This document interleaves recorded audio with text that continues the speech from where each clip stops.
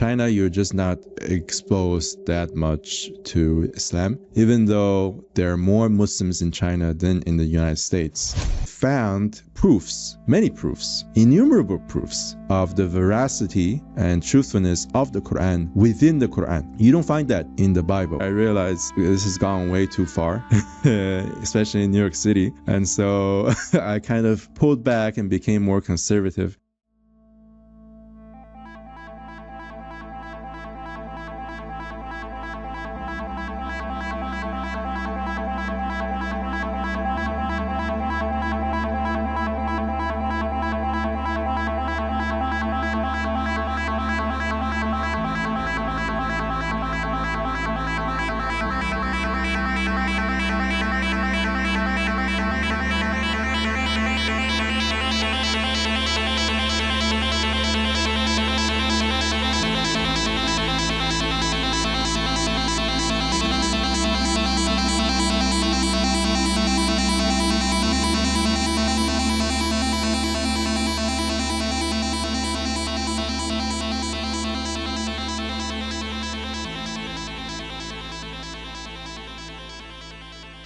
My name is Nemir. It's Arabic for tiger, but I'm Chinese and I'm from Beijing, China. In China, you're just not exposed that much to Islam, even though there are more Muslims in China than in the United States.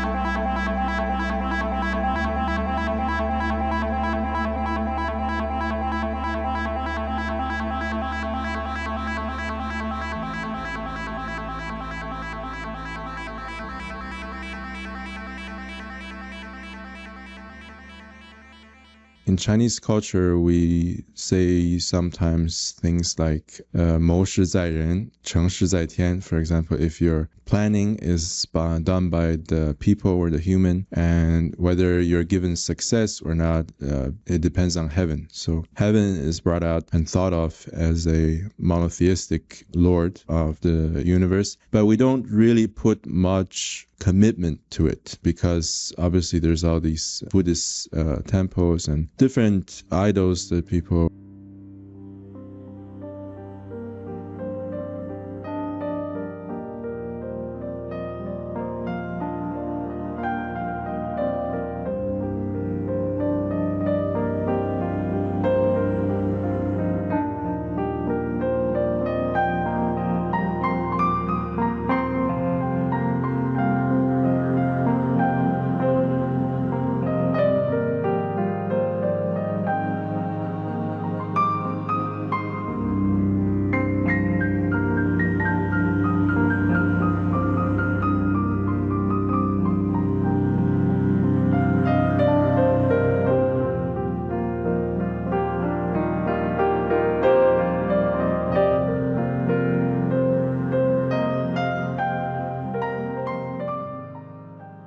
And so even though, I didn't really believe in Christianity, I was just, to me, like a nice set of stories. There's no proofs in the Bible itself to prove its veracity and its truthfulness. And so I never believed in it. And later on, with the scandals coming out of the Catholic Church, I became very anti-religious. It kind of turned me off religion in general.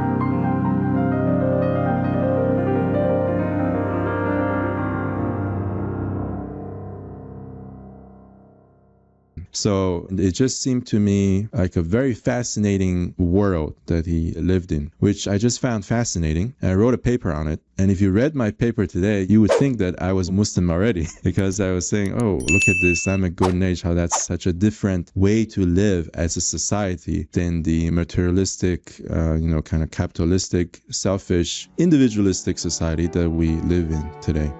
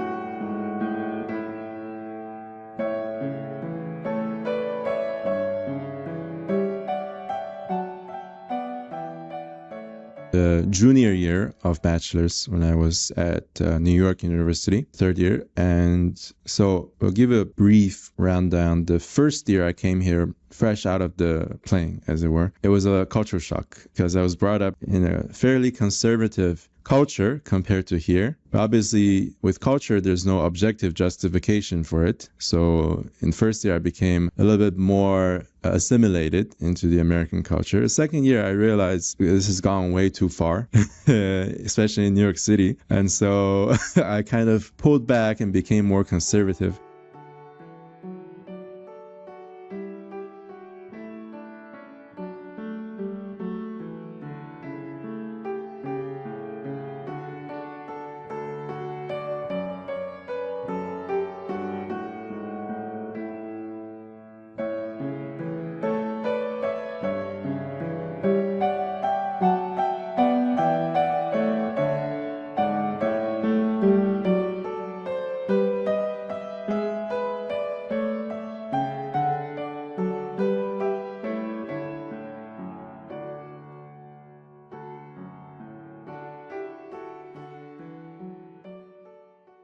And so I was speaking with the sheikh also a little bit. The sheikh is Egyptian, doesn't understand a word of English. So I had to have translations between us. But before that, I kind of knew about the 5 pillars of Islam. And one of them I really liked was the zakat because it's a compulsory charity. That really made me like Islam a lot more, the zakat aspect. You have to give compulsory charity, give to people, help the poor. So that's what I told the sheikh. And that night, it just something, I guess, clicked. And I just said, I want to take Shahada.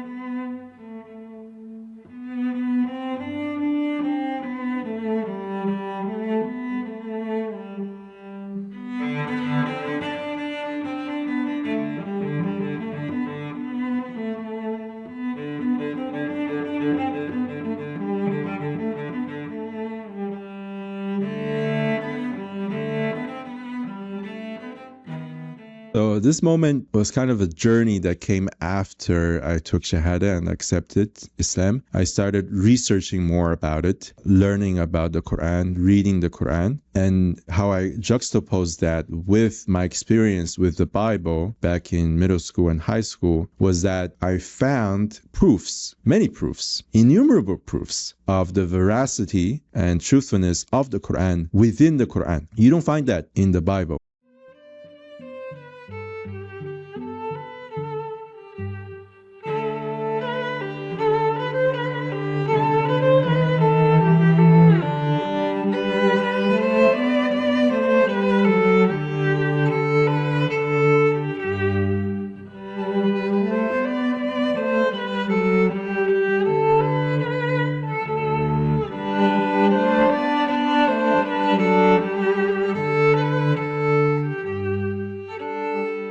So really on the Day of Judgment, that's what I hope. I'm hoping for the forgiveness of Allah, being given the book in my right hand, and being shaded on the Day of Judgment also, among the 7 categories of people who are shaded on the day where there's no shade except the shade of Allah subhanahu wa ta'ala.